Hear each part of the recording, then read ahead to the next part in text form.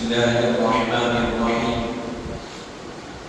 حاضرین و سامعین کرام، سیرت مبارکہ کو ہم سماعت کر رہے ہیں۔ کل ہم نے حضرت سیدنا امیر حمزہ رضی اللہ عنہ کے ایمان لانے کے واقعے کو سماعت فرمایا۔ اب یہاں سے حضرت سیدنا عمر بن خطاب رضی اللہ عنہ کا ایمان، سید الشہداء حضرت سیدنا امیر حمزہ رضی اللہ عنہ جب مسلمان ہوئے، اس کے 3 دن بعد امیر المومنین حضرت سیدنا عمر رضی اللہ عنہ بھی اسلام لائے، ایمان لائے۔ حضرت امیر حمزہ داخل اسلام ہونے کے 3 دن بعد حضرت عمر بھی اسلام قبول کیے۔ واقعہ کچھ اس طرح ہے کہ آپ ایک دن ننگی تلوار، یعنی بغیر میان کے، جو میان میں رکھی جاتی ہے تلوار، اس میں سے تلوار نکال دیے، غصے کی حالت میں جا رہے تھے۔ راستے میں نعیم بن عبداللہ رضی اللہ عنہ سے ملاقات ہوئی۔ آپ نے آپ کے اسلام کی حضرت عمر کو خبر نہیں تھی۔ انہوں نے پوچھا، اے عمر، ننگی تلوار لیے کہاں جا رہے ہو؟ حضرت نعیم بن عبداللہ مسلمان تھے، اس کی اطلاع حضرت عمر کو نہیں تھی۔ حضرت نعیم بن عبداللہ نے پوچھا کہ عمر کہاں جا رہے ہو ننگی تلوار لیے؟ آپ نے کہا، آج داعی اسلام علیہ السلام کا فیصلہ کر دینا چاہتا ہوں، یعنی حضرت رسول پاک علیہ السلام کو کا فیصلہ کرنے کے لیے جا رہا، یا تو وہ رہیں گے یا میں رہوں گا۔ اس ارادے سے نکلے کہ وہ ختم تو دین ختم، ایسا ارادہ کیا۔ بہرحال فرما رہے ہیں، پہلے انہوں نے کہا، یعنی حضرت نعیم بن عبداللہ نے کہا، پہلے اپنے گھر کی خبر لو۔ تمہاری بہن حضرت فاطمہ بنت خطاب اور بہن بھائی حضرت سعید بن زید رضی اللہ عنہما کی خبر لو، وہ مسلمان ہو گئے ہیں۔ آپ کا رخ بدل کر اپنی بہن کے گھر پہنچا اور آپ دروازہ کھٹکھٹائے۔ جب راستے میں صحابی ملے، پوچھے کہاں جا رہے حضور کے پاس؟ بولے بھائی مان کیوں جا رہے ہیں؟ پہلے اپنے بہن کی تو خبر لو۔ بہن بھی اسلام لا لی، بہن بھائی بھی اسلام لا لی، ان کی خبر لو، ان سے تو پوچھو۔ تو آپ پر گئے، بہن کے گھر کی طرف آئے، دروازہ کھٹکھٹائے۔ وہ دونوں آیات قرآنیہ کی تلاوت کر رہے تھے، قرآن کی تلاوت کر رہے تھے بھائی بہن گھر میں۔ بہن نے جب دروازہ کھولا، حضرت عمر نے غصے میں کہا، کیا تم مسلمان ہو گئے؟ پھر بہن بھائی کی طرف جا کر انہیں زمین پر پھینک دیا اور سینے پر سوار ہو کر مارنے لگے۔ بہن بھائی کی طرف گئے، ان کو زمین پر پھٹکا، سینے پر بیٹھ کر بہن بھائی کو مارنے لگے۔ جب بہن روکنے کے لیے قریب آئی تو انہوں نے ایسا تماچا مارا کہ چہرہ زخمی ہو کر خون سے لطف ہو گیا بہن۔ حضرت عمر بہن روکنے کے لیے آئی تو مارے بہن کو بھی، کیونکہ وہ عمر بن خطاب تھے۔ بہن نے بآواز بلند کہا، عمر چاہے کچھ بھی کر لو، اسلام دل سے نہیں نکلے گا۔ بہن کو جب مارے تو بہن نے کہا کہ عمر کچھ بھی کر لو، ہم اسلام کو چھوڑنے والے نہیں ہیں، ہم اسلام کو اپنے دل سے نکالنے والے نہیں ہیں۔ جب حضرت عمر نے جب بہن کے چہرے کو دیکھا اور ایمانی جذبے سے جو گفتگو وہ کر رہی تھی اس کو سنا تو آپ پر رقت طاری ہو گئی۔ دیکھیے اللہ تعالیٰ کیسے انسان کے دل کو بدلنا چاہتا، اگر چاہے تو ایک بہن کا ایک چہرے کو دیکھے، وہ جو خون اور وہ جو ماں کا نشان تھا چہرے پر، اس کو دیکھے، اور بہن کے انداز کو دیکھے، لرزبن بہن کے یعنی ایمان کی جو گفتگو، جذبات میں لبریز وہ جو گفتگو کر رہی تھی، اس کو سنے تو حضرت عمر پر رقت طاری ہو گئی اور کچھ دیر خاموش رہے۔ پھر کہا، جو کچھ تم پڑھ رہے تھے وہ دکھاؤ۔ تھوڑی دیر خاموش رہے، اس کے بعد کہا کہ تم کیا پڑھ رہے تھے، اپنی ذرا دکھاؤ۔ تو بہن نے کہا، تم ناپاک ہو، جب تک غسل کر کے پاک نہ ہو جاؤ گے قرآن شریف کے مبارک اوراق کو نہیں چھو سکتے۔ اگر تم اپنے آپ کو پاک نہیں کرو گے تو قرآن کے اوراق کو تم چھو نہیں سکتے، وقت کو نہیں چھو سکتے۔ تو بہرحال آپ نے فوراً غسل کیا، پھر جب آپ آیت قرآنیہ کے مبارک اوراق لیے اور ان کی نظر سورۃ الطٰہٰ کی ابتدائی آیتوں پر پڑی، آیت کریمہ پڑھتے ہی جسم سے رونگٹے کھڑے ہو گئے۔ حضرت عمر کیا کیے، بہن قرآن کے اوراق کو دی۔ وہ پہلے زمانے میں قرآن ایسی شکل میں نہیں تھا، آج جو شکل میں ہم کو ملتا، بینڈنگ کرے ہوا، پورا لکھے ہوا بہترین انداز میں خط سے، ایسا نہیں تھا۔ پہلے کیا تھا، چمڑے پہ لکھ لیے، برتن پہ لکھ لیے، پتوں پہ لکھ لیے، کپڑوں پہ لکھ لیے۔ صحابہ حضور جب جو آیت فرماتے اس کو لکھ لیتے، لکھ کے محفوظ رکھتے، بعد میں اس کو جمع کیا گیا۔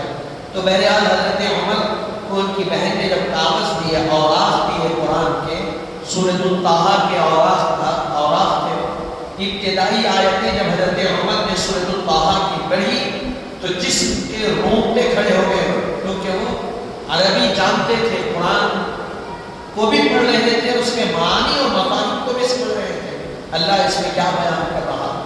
تو فرما رہے ہیں اس وقت حضرت نبی کریم صلی اللہ علیہ وسلم دار ارقم میں تشریف فرما۔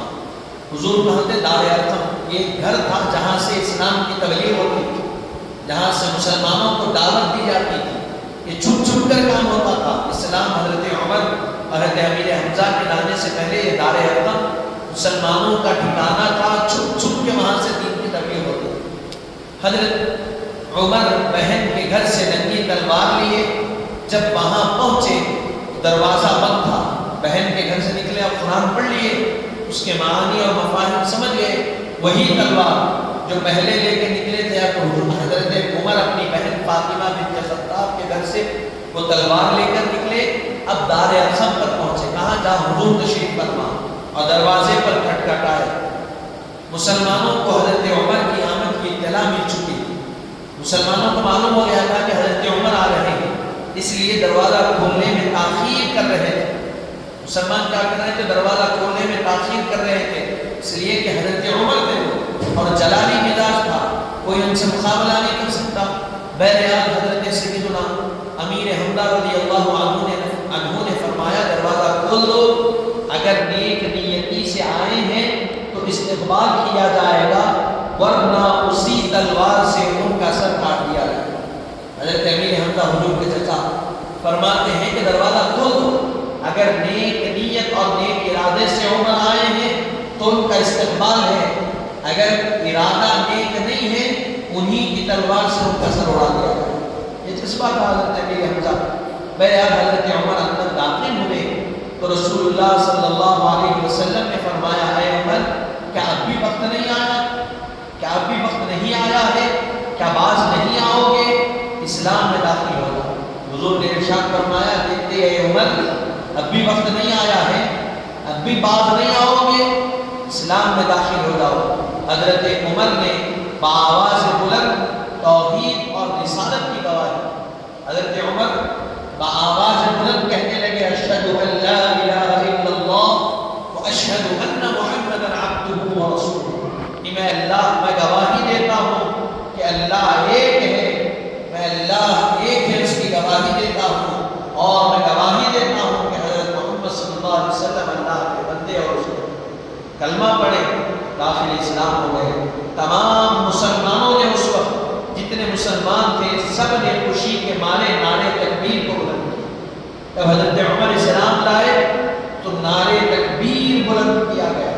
تو یہ بھی آپ دیکھیے کہ نعرے تکبیر کا لگانا یہ بھی صحابہ کی سنت ہے، نعرے کا لگانا یہ بھی صحابہ کی سنت ہے۔ حضرت رسول پاک موجود ہے، دار ارقم ہے، جیسے ہی حضرت عمر اسلام لائے فرد مسرت سے صحابہ نے نعرے تکبیر کو بلند فرمایا۔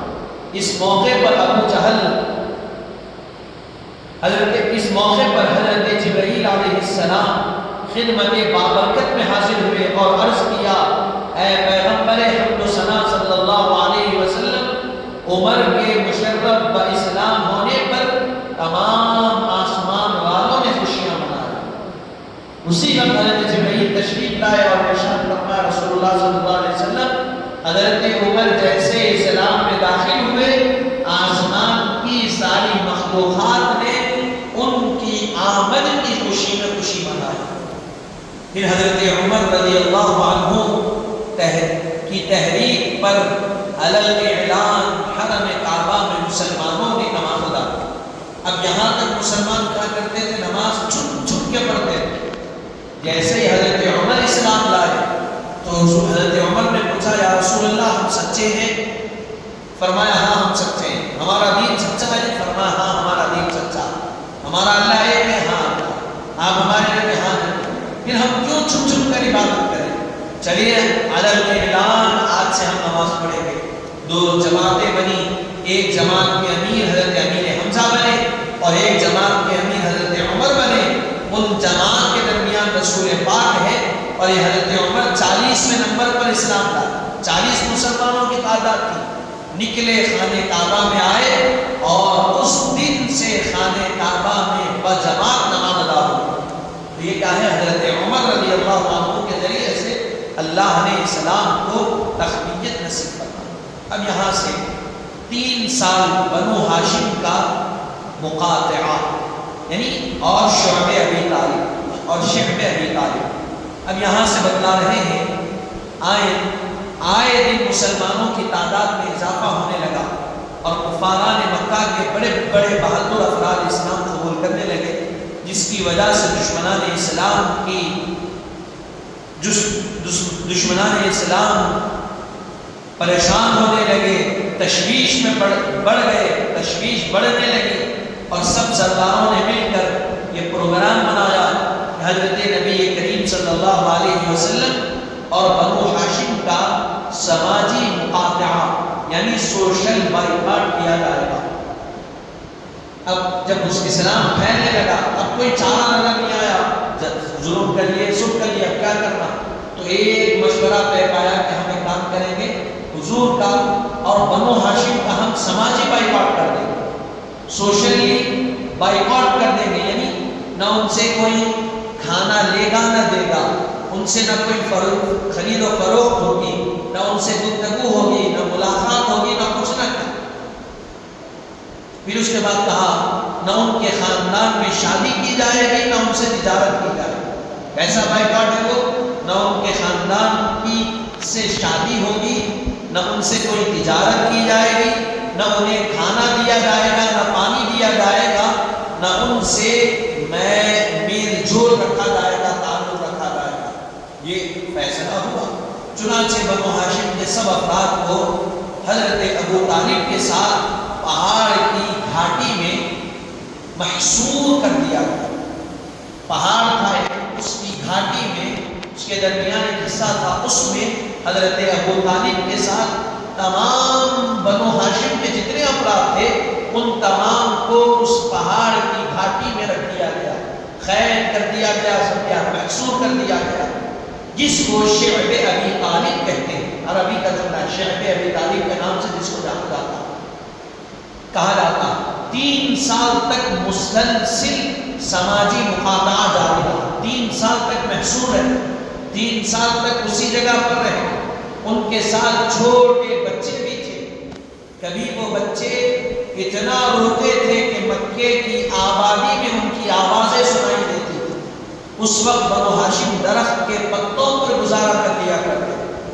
حضرت رسول پاک بھی ہے اس میں، آپ دیکھیے سوچئے، حضور بھی ہے، حضرت خدیجہ بھی ہے، حضرت عبد المطلب بھی، حضرت ابو طالب بھی ہے اور حضرت امیر حمزہ بھی ہیں، جتنے بنو ہاشم کے سب ہیں وہاں، سب کو محصور کر دیا گیا۔ حضور کے بیٹے بھی ہیں، بیٹیاں بھی ہیں کم عمر کی، سب نہ ان سے نہ کوئی کھانا ان کو دے رہا ہے نہ پانی ان کو دے رہے ہیں، تو کیسے بچے بھوک کے مارے روتے، پیاس سے روتے، تو وہ پہاڑ سے مکے کی آبادی تک ان کے رونے کی آواز آتی، اتنا روتے بھوک سے۔ اور بڑے لوگ کیا کرتے؟ جو بڑے تھے، یہ تو بچے تھے، بڑے ان کے کھانے کے لیے کچھ نہیں تھا تو جھاڑ کے پتے کھا کر گزارا کرتے۔ یہ تکلیف اٹھائی اس نے رسول پاک نے، رسول پاک کے چچا نے، رسول پاک کی اہلیہ نے، رسول پاک کے صاحبزادوں نے، بیٹیوں نے یہ تکلیف اٹھائی۔ کیوں اٹھائی؟ السلام کے لیے ہوتا ہے سماجی بائیکاٹ۔ آخر کار قریش کے کچھ افراد کو اپنی حرکتوں پر ندامت ہوئی، 3 سال وہی رکھے، سوشلی بائیکاٹ کیا گیا۔ آج ہم کو یہ سیرت ہمارے لیے مشورے رہا، کوئی یہ آج کہہ رہا ہے کہ مسلمانوں سے تجارت مت کرو، مسلمانوں سے خرید و فروخت مت کرو، مسلمانوں کو کوئی چیز بیچو نہ ان سے لو۔ تو حاضرین محترم، یہ آج کا طریقہ نہیں ہے، یہ تکلیفیں تو حضور کو دی گئی، اور ہم کو تو 1-2 لمحہ، 1 سال 2 سال نہیں، چند دن ہوتی کوئی نہ کوئی لے لیتا، وہاں تو 3 سال تک پہاڑ کے درمیان محصور رکھ دیا گیا، بند کر دیا گیا۔ آخر کار بتا رہے ہیں کہ قریش کے کچھ افراد کو اپنی حرکت پر ندامت ہوئی، جب دوبارہ مجلس منعقد ہوئی اور پرجوش تقریریں ہوئی، ان میں حضرت ابو طالب بھی موجود تھے۔ انہوں نے موقع کو غنیمت جان کر کہا، میرے بھتیجے محمد صلی اللہ علیہ وسلم یہ کہتے ہیں کہ معاہدہ جس کاغذ پر لکھا ہوا ہے اس کو کیڑے کھا چکے ہیں، البتہ جہاں اللہ تعالیٰ کا نام لکھا ہوا ہے وہ محفوظ ہے۔ حضرت معاہدہ ہوا تھا ان کے درمیان، آپ اسی میں رہیں گے محصور، ایک پیپر پر پورا معاہدہ لکھا گیا تھا۔ حضرت رسول پاک جب چچا جان جا رہے تھے مجلس کے لیے، تقریر ہو رہی تھی، مجالس چل رہی تھی، کیا کیا جائے، تو چچا حضرت رسول پاک نے کہا، چچا جان آپ جا رہے ہیں، ان سے کہیے کہ جس کاغذ پر معاہدہ لکھا گیا تھا وہ پورا کاغذ دیمک کھا گئی، صرف اتنا کاغذ باقی ہے جس پر اللہ لکھا ہوا۔ یہ کہہ کر بھیج دیے۔ حضرت ابو طالب جب پہنچے، تقریر کیے، حضرت ابو طالب رضی اللہ عنہ نے کہا کہ میرے بھتیجے کا کہنا یہ ہے کہ تم نے جس کاغذ پر معاہدہ لکھا تھا وہ کاغذ کو دیمک کھا گئی، اتنا کاغذ باقی ہے جس پر اللہ لکھا ہوا۔ حضور کہاں ہے؟ 3 سال سے حضور پہاڑ میں ہے، پہاڑ میں محصور ہے، نہیں گئے حضور، کاغذ کو کھول کے دیکھے نہیں، لیکن کیسے بتا رہے ہیں کاغذ کو دیمک کھا گئی، صرف اتنا کاغذ بچا جس پہ اللہ لکھا۔ تو بتایا گیا اسی کو علم غیب مصطفیٰ کہا جاتا ہے، اسی کو علم غیب کہا جاتا ہے، یعنی وہ چیز، بھائی دیکھیے کاغذ بند کر کے رکھیے باکس میں، ایک ڈبے میں، میں بھی رکھ دیا، آپ بھی رکھ دیے، آپ جب تک کھولیں گے نہیں اس باکس کو، اس ڈبے کو، صندوق کو، جو بھی ہوگا اس کے اندر کی چیز کی حالت کیا آپ کو معلوم نہیں ہو سکتی۔ ٹھیک صحیح ہے نا؟ کوئی چیز میں بند کر دیا، بک رکھ دیا یا کوئی پیپر رکھ دیا لکھ کے، جب تک میں کھولوں گا نہیں وہ کیسی کیفیت میں مجھے معلوم نہیں ہوتا۔ تو آپ بولیے کہ کاغذ جب رکھ دیا گیا تھا تو حضور دیکھے نہیں، 3 سال تک تو بند تھے، پہاڑوں کے درمیان تھے، لیکن 3 سال کے بعد حضور کہہ رہے ہیں کہ پورا کاغذ دیمک کھا چکی، بس اتنا بچا جس پہ لفظ اللہ باقی ہے۔ کہا گیا اسی کو علم غیب کہا جاتا ہے، اور یہ اللہ نے عطا فرمایا، اللہ نے خبر دی اس کو۔ حضور کو اللہ نے کہا کہ محمد آپ کہہ دو کہ وہ پیپر کاغذ ہے پورا کھا گیا جس پر ہمارا نام تھا وہ باقی ہے۔ حضور نے کہہ دیا۔ جب جا کر میری رائے یہ ہے، حضرت ابو طالب کہہ رہے ہیں میری رائے یہ ہے رضی اللہ عنہ کے معاہدہ کھول کر دیکھ لو، مشرکین سے کہا اگر واقعی ایسا ہے جیسا کہا گیا ہے تو اس محاصرے کو برخاست کر دو، اور اگر اس کے خلاف نکلے تو میرے بھتیجے کو میں تمہارے حوالے کر دوں۔ حضرت ابو طالب کیا کہتے ہیں رضی اللہ عنہ، معاہدہ دیکھو ذرا کھول کر، اگر میرے بھتیجے جیسا کہہ رہے ہیں ویسا ہے تو جو محاصرہ ہے اس کو کھول دو، ہم کو چھوڑ دو، اگر نہیں تو میں میرے بھتیجے کو خود تمہارے حوالے کروں۔ فرماتے ہیں جب معاہدے کا کاغذ کھول کر دیکھا گیا تو سارے مجموعے نے دیکھا کہ جہاں اللہ کا نام لکھا تھا وہ حصہ باقی ہے، باقی سارا کاغذ دیمک نے کھا لیا۔ اس طرح 3 سال کے بعد سوشل بائیکاٹ ختم ہوا اور بنو ہاشم کو راحت ملی۔ یہ 3 سال کی مدت کے بعد سوشل بائیکاٹ ختم ہوا مسلمانوں حضور کا صلی اللہ علیہ وسلم۔ اب اس کے بعد مختصر سا عام الحسن، یہ آخری واقعہ اس سال کا بتلا رہے ہیں جو کہ غم کا کا سال حضور کی سیرت میں ایک آتا ہے جس کو عام الحزن کہتے ہیں، غم کا سال۔ حضور کی سیرت میں ایک سال آیا جس کو غم کا سال کہتے ہیں۔ شیب ابی طالب سے باہر تشریف لانے کے کچھ دن بعد حضرت ابو طالب رضی اللہ عنہ بیمار ہو گئے، 6 یا 8 مہینے بعد انتقال کر گئے۔ 6 یا 8 مہینے بعد حضرت ابو طالب وصال فرما گئے۔ یہ آپ کی وصال سے حضور ابھی برابر نکلے نہیں تھے، ابھی آپ کی وصال کا رنج اور تکلیف کم نہیں ہوئی تھی، کیونکہ زندگی بھر آپ حق کی مدد اور نصرت اور حمایت کرتے رہے حضرت ابو طالب۔ یہ زخم ابھی تازہ ہی تھا کہ ام المومنین حضرت خدیجہ الکبریٰ رضی اللہ عنہا کا بھی وصال ہوا۔ حضرت ابو طالب کا وصال ہوا، حضور ابھی اس غم کی کیفیت میں ہی تھے۔ آپ سوچئے 8 سال کی عمر مبارک تھے، قریب 57-58 ایئرس کی حضور کی عمر مبارک میں حضرت ابو طالب ساتھ رہے، ہمیشہ حضور کی مدد کرتے رہے، ہمیشہ تعاون کرتے رہے۔ اچانک وصال ہو گیا، غم کی کیفیت میں تھے، ابھی وہ غم سے برابر نکلے نہیں تھے، بس 5 دن کا فرق ہے۔ کتنے دن کا؟